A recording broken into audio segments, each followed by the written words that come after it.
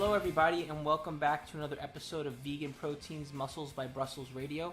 My name is 𝐬𝐮𝐬𝐫𝐞. And I'm Danny. And this is our 55th episode.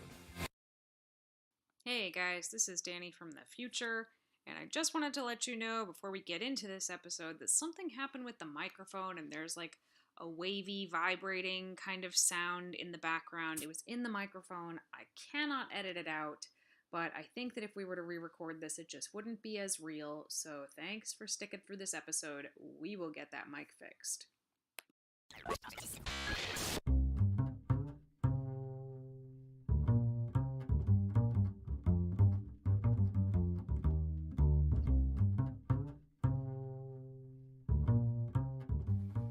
So what you guys don't know is every single time we record a podcast episode, 𝐬𝐿𝐾 insists on starting it the exact same way, and it drives me absolutely bonkers, and I say, no, we will not be starting this episode that way.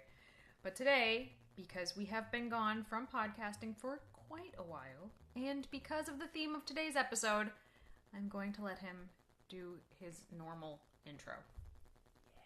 Yes.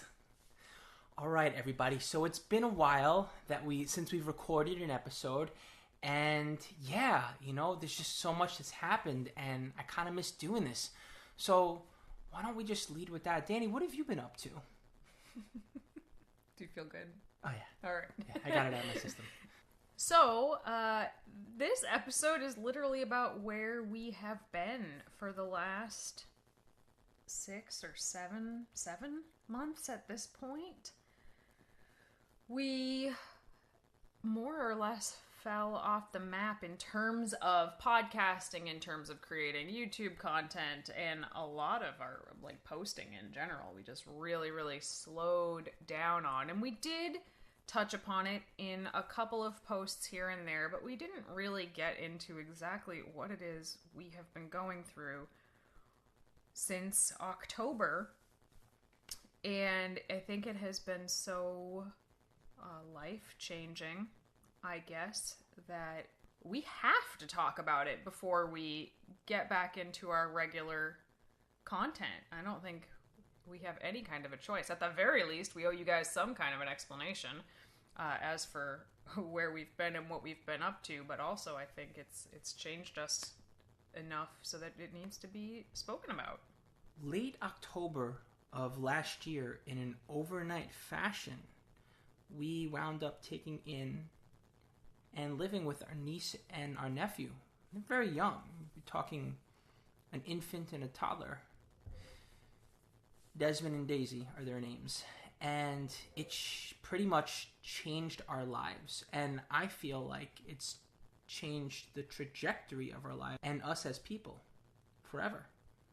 Yeah, so we're not going to get into all of the details because, it's a personal family matter. But the short version is that 𝐬𝐿𝐾 and myself, we volunteered to take Daisy and Desmond in, and we love them to the ends of the earth. We have since the moment Daisy was born, and Desmond was born in May of last year.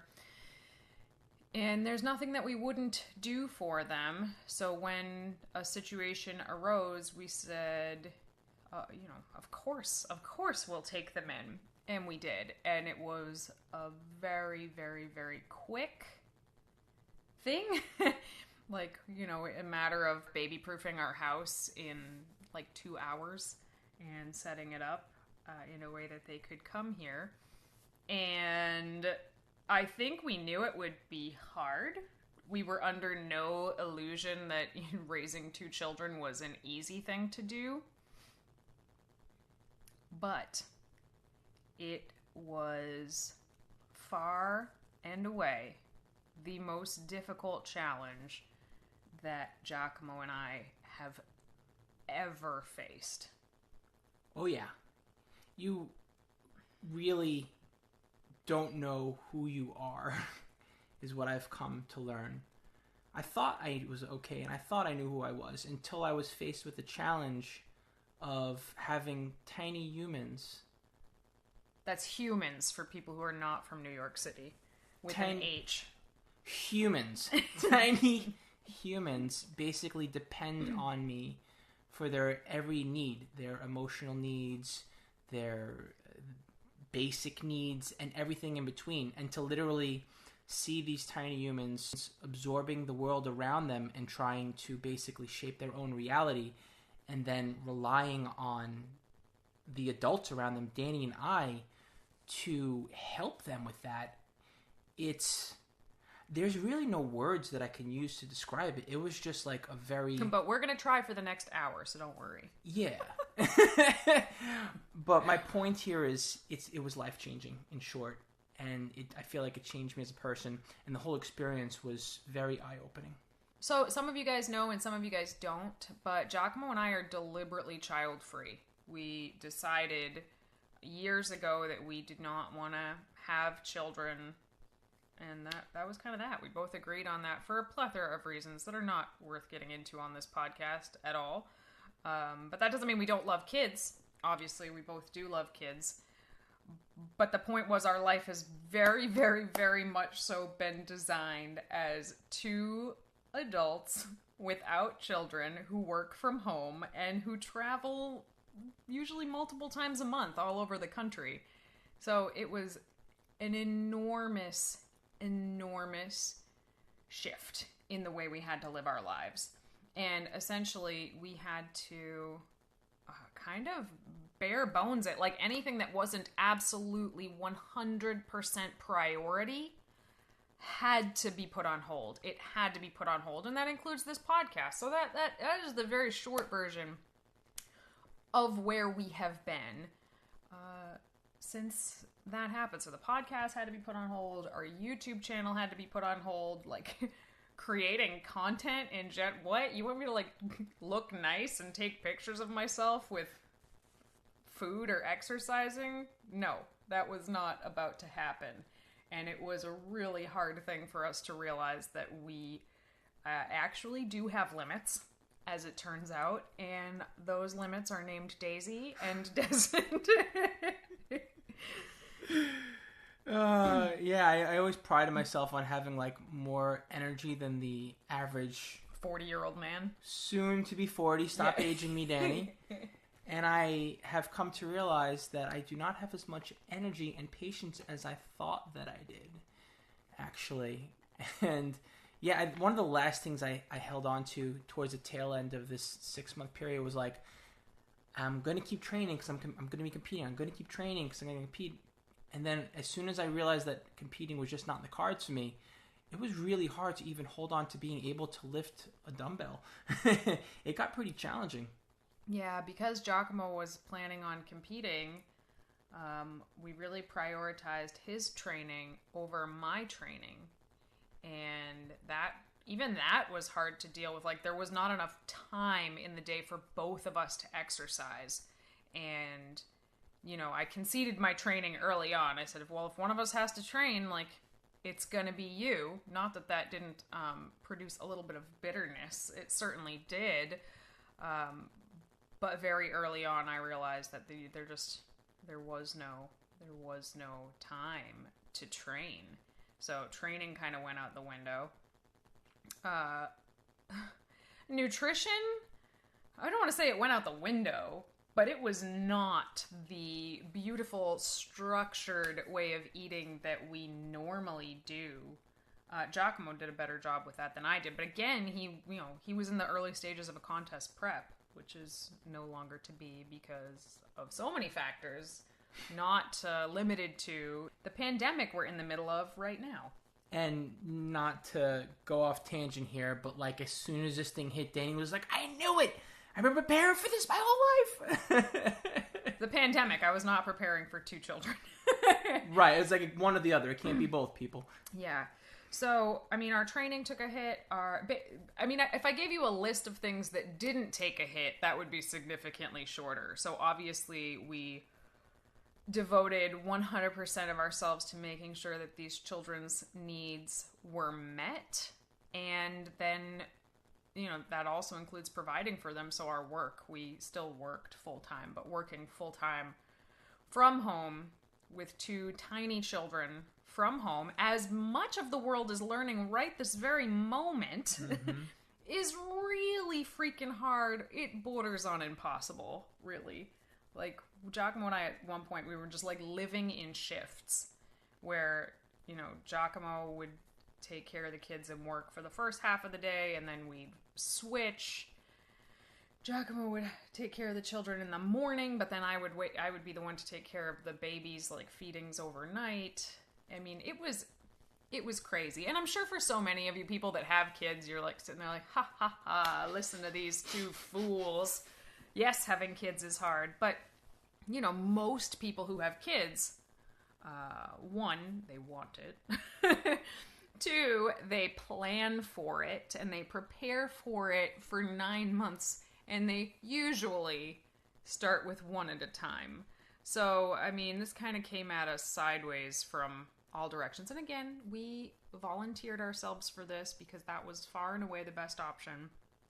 But, you know, we learned a lot very, very quickly as two people that basically knew nothing about babies, certainly nothing about babies, to suddenly have a 5-month-old in our care was very, very, very challenging. So all we really kept up with was the kids and our clients. So, like, our actual, you know, our profession. Like, we do the podcast because it's fun and we like to engage in the community and we like to give back information and teach people.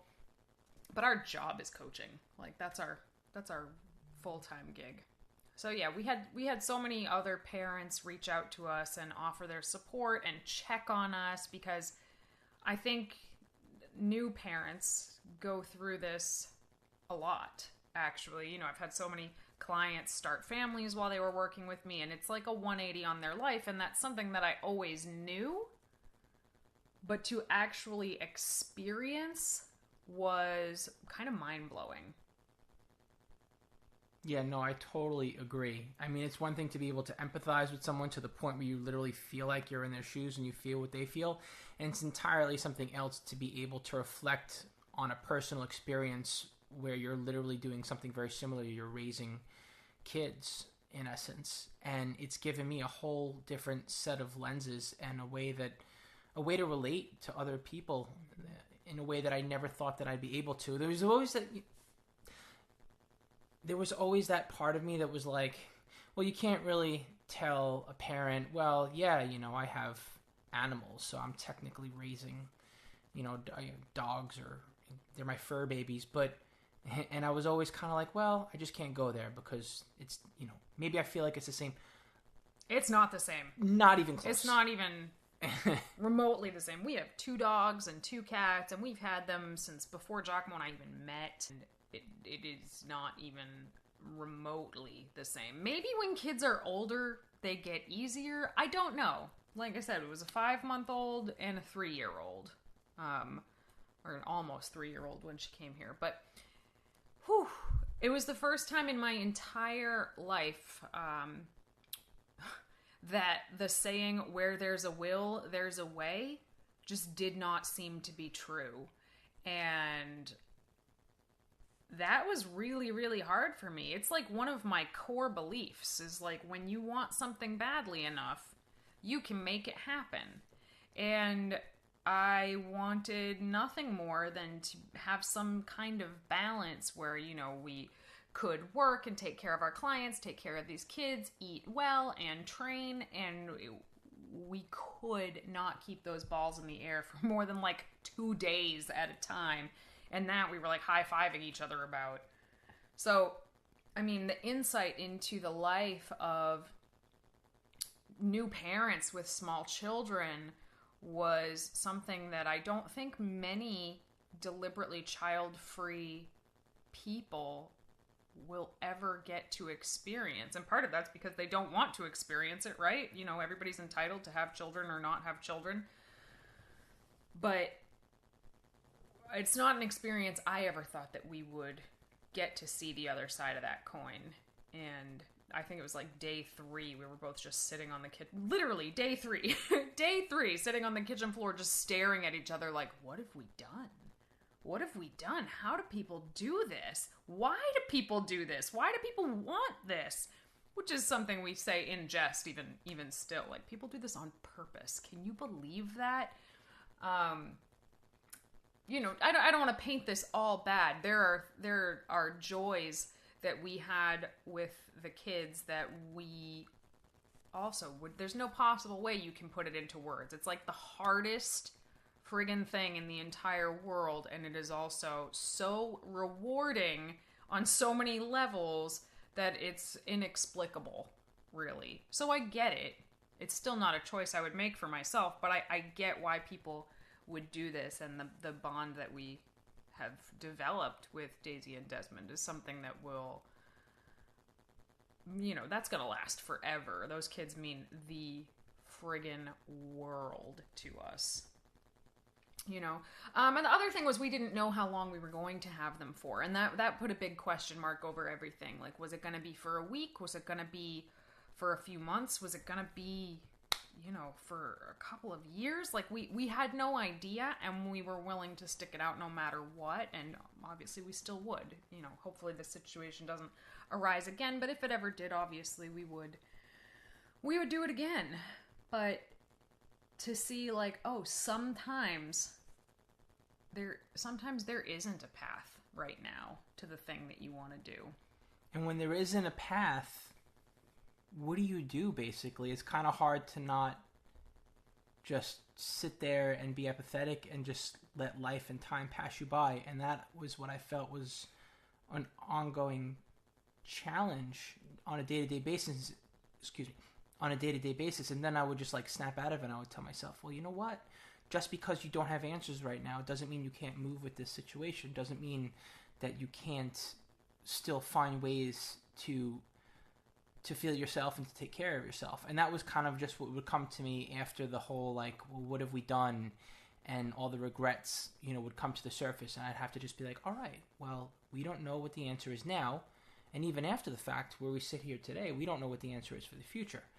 But there's no like need to grasp at straws and be like, oh my gosh, I need to do everything, you know, that I couldn't do. Or even when we were in the middle of this experience with our niece and nephew, there came a point in time where I said to myself, all right, well, there are some things that I can continue to focus on that nothing could ever take away from me. You know, I can find a way to be active. I may not be able to lift weights, but I can go out for a walk once a day, for example. I can find a way to eat healthy. I may not be able to pay attention to how much protein I'm getting in or how much food I'm eating, but I could eat fruits and vegetables every day. And I can drink water and stay hydrated every day. So it's like you focus on the things that you can control, and you build from there when your world changes that much. And those are the kinds of things that kept me put together. Yeah, I mean, I did the same thing. I had to come up with a list of non-negotiables, and that's how I thought of them, as like non-negotiables. No matter what happens today, I'm going to do X, Y, and Z. And a year ago, my non-negotiables were like, I'm going to hit my macros within a 10-gram window, and I'm going to get my training in 5 days a week, and I'm going to do this, and I'm going to do that. Let me tell you, that list got a lot smaller and a lot simpler. So some of my non-negotiables were, I hit 10,000 steps a day, every day, which is actually kind of, that's more than I would normally hit. But guess what? When you're running around chasing kids all day long, you get a lot of steps, as it turns out. So that one was pretty easy. Staying hydrated, like 𝐬𝐿𝐵 said. Also taking my medication. As some of you guys know, I'm on medication for endometriosis and polycystic ovarian syndrome. It's actually just birth control, which is kind of ironic given what we're talking about right now. But I can't miss that, or I'll have a flare-up and it will be very painful. So making sure that I got that in every single day. And then, yeah, my macros were pretty shite, if you will. They were all over the place, but we did make concerted efforts to eat lots of fruits and vegetables. And not just us, you know, for the kids as well. We don't want to just eat junk with little kids watching all the time. So also anytime we could incorporate the kids into something healthy or fun, we would try to do that. We would have dance parties with the kids. That got a lot of movement in. Daisy, the older one, she would love to come into our home gym. And sometimes if Desmond was taking a nap and Daisy was awake, we could take her into the gym with us, and she loved going to the gym. And she had her own special set of 1-pound dumbbells, which she calls muscles. And she would literally just say, I'm making muscles. We're making muscles together. And, yeah, really, really, really cute. Some, not the most effective workouts, but any workout felt like an addition to nothing rather than a subtraction from my previous 5 days a week. Does that make sense? It's like every good habit was like putting coins in a piggy bank. Yeah, pretty much. I think the one thing that I did outside of being physically active that kept me sane was when I would go to put Desmond to bed, I would basically take him along for a ride when I did my mindfulness practice, when I did my meditation. So we would just start walking around the house, and that would be like how I'd rock him to sleep, and I would just meditate and focus on my breathing. And it seemed to, or at least to me, it seemed like it helped relax him and put him to bed. And for me, it helped me sort of decompress, relax, control my breathing, and clear my mind. So that was a daily ritual of mine that actually helped. Sometimes we feel like we need to do things alone as individuals to have a sense of self. And what I've learned is that you can do things with others while still taking care of yourself. So, as of today, it's May 1st. The kids went back with their folks, I want to say on like April 3rd or something like that. So I'm happy to report that they are happily and healthily with their parents. We see them, well, we FaceTime them pretty regularly. We are trying to take them an overnight once a week. Sometimes it doesn't happen, but we're trying to, still see them as much as possible. Made much more complicated by the fact that we are now in a global pandemic. So just to step back for a minute, I want to paint a big picture for you guys. So the kids came here in October. Our lives literally flipped on their heads like that instant. Like almost instantaneously, we were like, oh, our life is very different. And then just as we were starting to get like a solid routine down, we found a great daycare for Daisy. And Desmond would go like once a week or so. And they were, making friends and getting really solid in their routine. And then the world shut down. I want to say it was like March 9th here in Massachusetts. Things started closing. Daycare closed. And now our routine, which was finally becoming productive again, just stopped. We were just like right back almost at square one again. Like, what are we gonna do? And then on top of that, we couldn't even do other things like take the kids to a playground or help them get their energy out. And then when they were able to go back with their folks, 𝐾𝐨𝐧'𝐭 and I came back to our quote unquote normal life 6 months later into a global pandemic where the entire climate of the country, the world, really has changed. And now we're trying to find new normal in that. And I certainly don't think we're in any kind of a special case. Everybody is going through this right now, going through the quarantines and the lockdowns and the thinking about what the world is like now. But it's like we had already been more or less beaten to a bloody pulp before this happened. So that this actually feels great, to be honest. This feels fantastic. Everybody else is like getting super, super down, as you rightfully should. But this is actually a step in the right direction for us right now. But even that has been like such a bizarre thing to wrap our minds around. I almost feel like you had a little bit of guilty indulgence into observing how everyone else was being affected by the quarantine life because you didn't have a chance to really absorb it because we were just so busy in our own little world.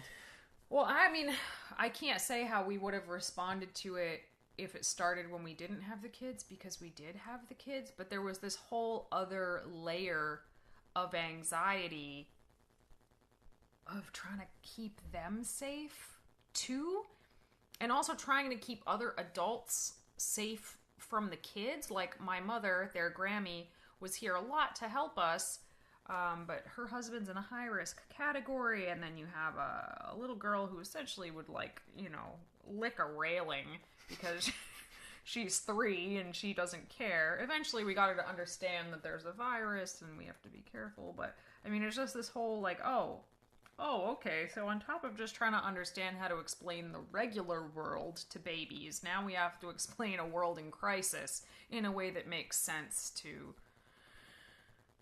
toddlers.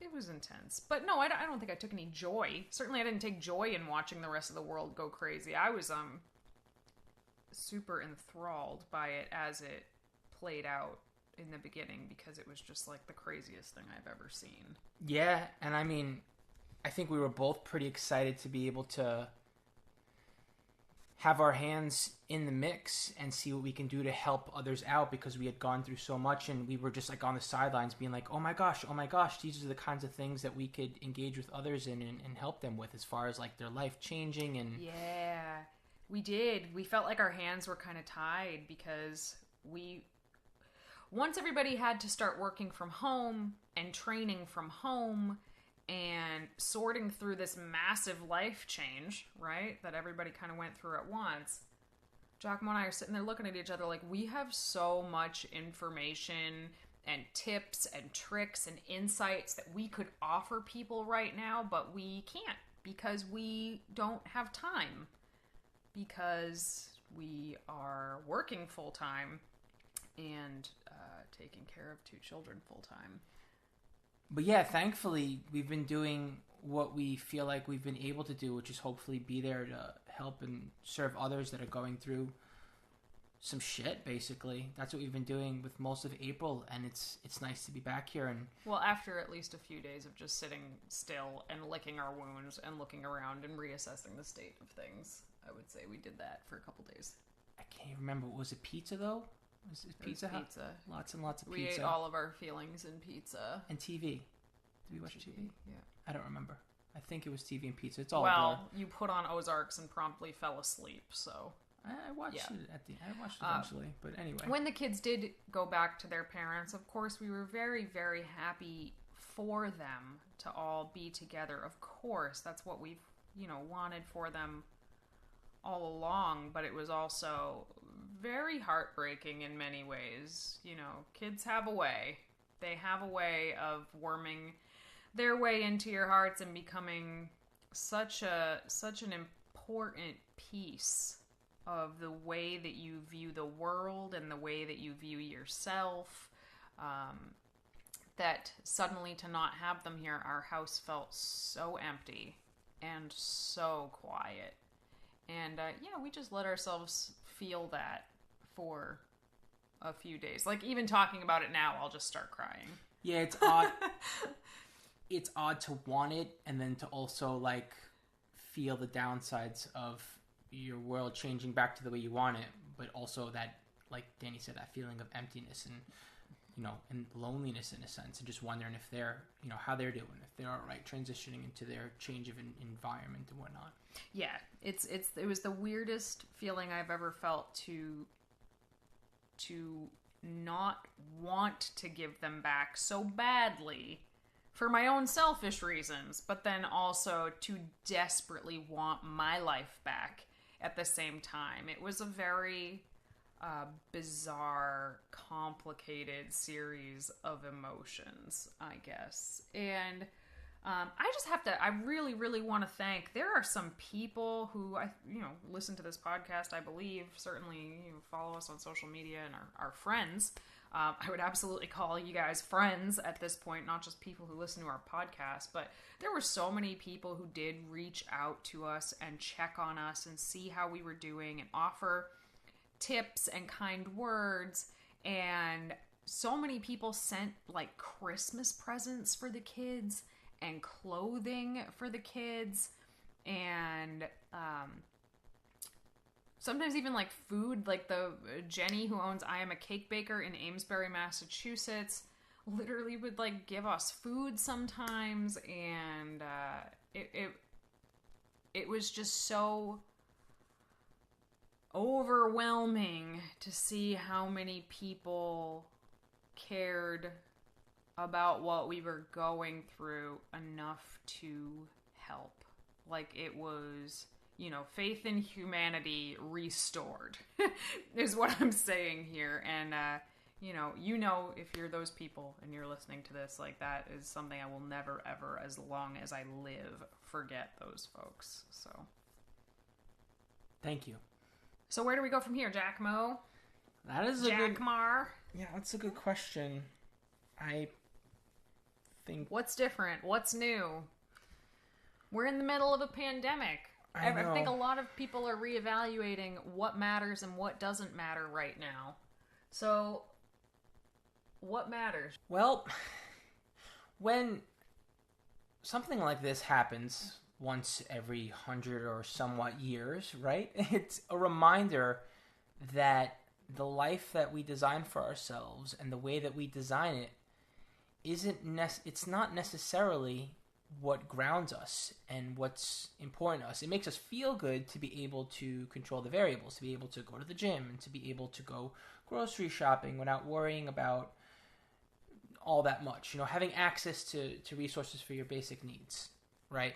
And be able to do things the way you want to. But now we're dealing with all kinds of variables. People are going jobless, not able to go grocery shopping in a way that makes sense, for their nutritional needs. Maybe they might miss something because it's a very stressful endeavor these days. And now we're finding out that it's not necessarily feasible for the majority of people to exercise the way that they want to exercise. So, we're left with basically needing to forget everything that we know and learned and hold on to what we know is true in our hearts, which is basically, speaking to our audience here, we can take care of our health and we can find a way to be active. And we may not necessarily be able to do it the way that we want to, but this way that we've carefully constructed our lives so that we can increase our performance in the gym over time and eat a certain way, that's not what keeps us grounded. It's the people in our lives. It's that we will always find a way to take care of ourselves, and the plan isn't necessarily to stick to the plan, and that goals can be moving targets. I think it's easy to take a look at things, and when the plan needs to basically be thrown out the window, be like, I got a plan. I gotta eat at a certain time. I gotta train at a certain time. I gotta do this thing, or I'm gonna fail, or I'm just not gonna be able to accomplish my goals. And we've had this conversation with lots of our clients, and these feelings, these fears are very valid. It's scary to be in this kind of scenario where we have to accept that we have to change everything in order to keep finding a way to take care of ourselves. But once we accept that as fact, that if nothing else, life will change, we can go with the flow a little more easily, and you'd be surprised how the plan does eventually come to you instead of you trying to force it. All right. Wow, that was so much. So I think a lot of people are. I bet a lot of you guys have heard of Maslow. Whatever. Hierarchy. The hierarchy of needs. I think it's Maslow. The hierarchy of needs. A lot of us, before all of this happened, kind of operated pretty high up on that hierarchy of needs. Things like honing in your nutrition and your training and your, what you're gonna wear that day, whatever it is, those things that we kind of focus on. It's because everything beneath that was so stable, right? I love pyramids. 𝐶𝐿𝐽 knows. I'm really into pyramids in terms of the way I think of how things progress. But because of this pandemic, I feel like a lot of people are in a place where they have to walk back down that hierarchy of needs and focus on something else right now. And, this is a very different situation, but it's what 𝐶𝐿𝐽 and I did way back in November when we realized, oh man, suddenly these things don't matter, but we need to walk back down to making sure we can put food on this table and shelter over their heads and safety needs. The one above that is love and belonging. So friendship, family, sense of connection. You can only focus on those things when the pieces below it are in place. So there are people all over the world right now struggling with that very bottom tier. you know, the physiological needs, making sure there is food on the table, making sure there is a roof over their families' heads or even just their heads. You know, that's something people need to focus on right now. So to guilt or shame somebody for not like coming out of this, speaking another language or having written a novel or something. There are people out there saying like, if you don't come out of this with a masterpiece, then you've wasted all of this time. And I just think that is the most insulting bullshit I've ever heard. Because yes, some people will go through this relatively unaffected. You know, they might have to work from home, but they still have their job. They're not going to lose their home or anything like that. But there are people who, you know, statistically speaking in America, the average American is $400 away from an empty bank account. You know, that's a week. So, I mean, I just feel like you have to focus on where you are right now and know that this is not going to last forever. I mean, who knows how long it is going to last, and I think our new normal when this is over will be just that. It will be new. It will be different, but we will get to the other side of this, and then you can start walking back up that hierarchy of needs and focusing on the finer details of things again. But that's just how I am viewing it. You have to focus on what matters to you the most right now. So what does that mean for us, for Vegan Proteins, for our content? 𝐶𝐿𝐽𝐾𝐭. I like how you keep saying 𝐶𝐿𝐽𝐾𝐭. That's how Daisy says it. Oh, Daisy. I had a different person in mind, actually. Hi, 𝐶𝐿𝐽𝐾𝐿. That's very cute. You know how to play on my heartstrings, child. Well, I think right now it becomes more about real-world practical solutions as opposed to those finer details that we usually like to geek out upon. Yes. You know, like right now, you're less likely to see a video from us about how to have, I don't know, the right balance of micronutrients. While you're traveling. That's not going to happen. But you may see a video on, you know, how to train at home or how to create a structure when you're quarantined at home. You know, something that you can stick to. I did just put out a video on YouTube like last week or the week before about like how to regain a sense of control in your life. Because I feel like a lot of people are struggling with feeling like everything is out of their control. So I did make that. If you guys think that's helpful. We are back on YouTube already. So. Recipes, more recipes. People love cooking.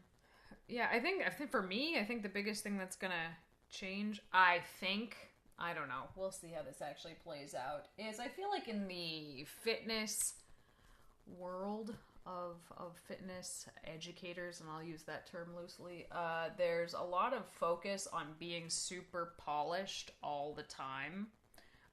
You know, posting perfectly curated feeds and perfectly scripted this, that, or the other, and it's like, first of all, I don't have time for that, and it is just not something that is super important to me. What is important to me is that my message is clear and helpful. That's it. That's really what in terms of our content, that's all that really matters to me, that it's clear and it's valuable. And the idea of like just spending a bunch of time doing like photo shoots with myself was not something I ever was really excited to do ever. 𝐶𝐿𝐽𝐾𝐭 can attest to that. I can't think of anything worse than a photo shoot.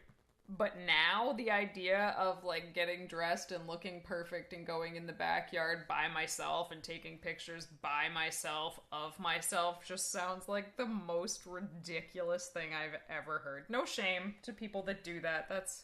You do whatever makes you happy, but I just cannot bring myself to give a shit about that. I mean, I really couldn't before, but now I'm not even going to try.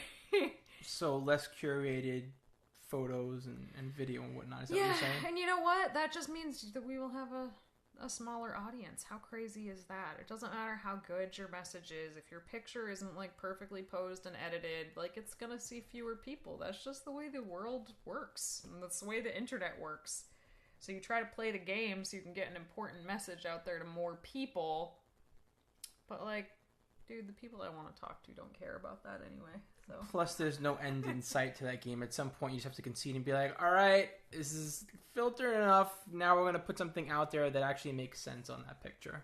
yeah, I don't know. Sorry for that little side rant here, guys. I'll go with you. Don't worry. Want to move on to questions? Sure. All right. We'll move on to questions, but that's where we've been, guys. And we have missed you a lot, and we really appreciate you guys sticking around. And so many people asked, like, hey, when is the podcast coming back? So this is our first episode back. You want episodes? You got to tell us what you want to hear. Listen, we suck at coming up with these ideas ourselves. So you tell us what you want to hear, and we will make the podcast for you. Okay? Now, look, ball's in your court. What do you want to hear?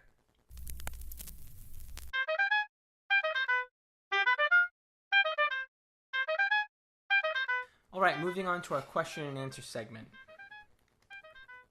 How can I stop the stress eating when I have zero time to batch cook or plan or count macros?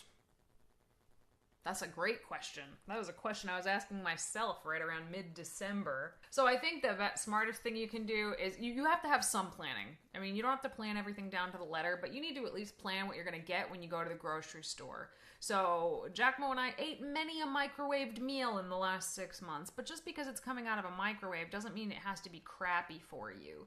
I'm a big fan of steam fresh vegetables. Is it the most environmentally friendly thing in the world? Nope, it sure isn't. So, I mean, if you don't have to do this, don't do it. But if you are in a pinch, steam fresh vegetables in the microwave, at least make sure that you're getting a nice balance of fiber and micronutrients. I also am a huge fan of things like the Sweet Earth Big Sur breakfast burrito. So if you can find some frozen meals that are microwavable that, you know, do kind of hit in your macronutrient realm, so like higher protein, moderate carb or fat, depending on where you're looking for, stock up on that. If you're in a gaining phase, you can also get steam fresh rice that's already cooked in a bag and you can just nuke it. So you can just throw it in the microwave, set the time, and essentially forget about it until you have a moment to eat. You can do things like oatmeal, fruits that don't need preparation, like apples and bananas and grapefruits and things you can just grab and go. Those would be my biggest tips, actually, in terms of if you really don't have time, and I get it now, more than I ever got it before, buy products that fit within the spectrum of what your goal requires and eat that every day. Like, yes, in a perfect world, we'd all have 2 to 3 hours. You could batch cook a whole bunch of stuff on the weekends. And if you even have 1 hour, you can put a tray of sweet potatoes in the oven and just hit start and set a timer to shut it off. You don't even have to take it out at that point, but you can just shut it off. White potatoes, cans of beans. Literally, you can just open them, drain them, and eat them. Pre-made salads can be helpful as well with a dressing that's pretty macronutrient friendly. And this doesn't require a lot of planning. If you have 5 minutes at the end of the day, you can kind of plug in everything you ate that day, if for no other reason than to get an inventory of where you're at. You might think you're eating a ton. This happened to me when the kids were here, actually. I thought that I was eating so shitty, and I thought that I was eating so much, and I couldn't understand, how am I eating so much and I'm dropping weight like crazy? I mean, I lost 10 pounds, which if you guys have listened to this podcast at all, that does not just happen to me. I lost 10 pounds while the kids were here because I wasn't tracking my food, and I was so busy that I wasn't eating enough, but I thought I was eating a lot. So when I actually plugged it in one day and I was like, oh, 1,100 calories. Yeah, that's probably why I'm dropping weight so quickly. So yeah, plugging your stuff in once in a while just to get an inventory of where you're at can definitely help you. Hopefully that's helpful. Okay, what are the best spices for vital wheat gluten recipes? This is something that I've been having a lot of fun with lately, especially with what is going on right now in the world, and even where we were at before. I found a day while we were with the kids where I was just able to get 3 hours or so to be able to cook. And honestly, I was able to cook up seitan, vital wheat gluten and vegetable broth, seitan, protein, vegan meat that lasted for like a month. And I've kept up with that habit. Something that, I never really got into the habit of doing. I just knew I always wanted to batch cook and have vegan meat on deck. I always wanted to have a steady supply of my own homemade seitan. But I was able to prove to myself that I could do it while I was with my niece and nephew. And I've kept up with that after the fact. And even just with my batch just recently, I was able to get a little creative with it. So, the easiest way to do it is when you take your Vital Wheat gluten and you mix it up with some vegetable broth, boom, you have seitan, essentially. You can cook it in any number of ways. As far as seasoning it up is concerned, I think the easiest thing to do, and to play it safe, you can go with some garlic powder and some onion powder and maybe a little bit of pepper. All right? If you want to get a little creative with it, you can add some tomato sauce into the mix, or not tomato sauce and peanut butter, but separately you can add some peanut butter in. Peanut butter actually changes the texture of it, and that's one of the ingredients. That's the secret ingredient actually in the barbecue ribs, which you can see there's the YouTube recipe up for the barbecue ribs, for example. So yeah. And the other thing that you can do is try to get creative. You don't just have to use, you can use herbs, for example, rosemary, thyme, any number of herbs and spices. Yeah, so you can really just get creative with it. There's no end in sight to the things that you can toss into the mix, because you're literally dealing with something that will take the flavor of anything. The Vital Wheat gluten and the vegetable broth mixed together makes the dough, and it's basically flavorless, right? So anything that you add to it, poultry seasoning, that is a good one. When you add some poultry seasoning into it, you can flatten it up and make some vegan chicken cutlets, for example. So there's all kinds of ways that you can get creative with Vital Wheat gluten. Hope that helps. Thank you guys so much for tuning in to another episode of Vegan Proteins Muscles by Brussels Radio. If you have any questions or comments or concerns or requests for future episodes, please reach out to us. We're on Instagram. I'm at Vegan Proteins and Giacomo is at Muscles by Brussels. We're also on Facebook, YouTube. You can email us, veganproteins@gmail.com. We are everywhere, so please reach out. Thanks again for tuning in. My name is Danny. And I'm Giacomo. And we will talk to you soon.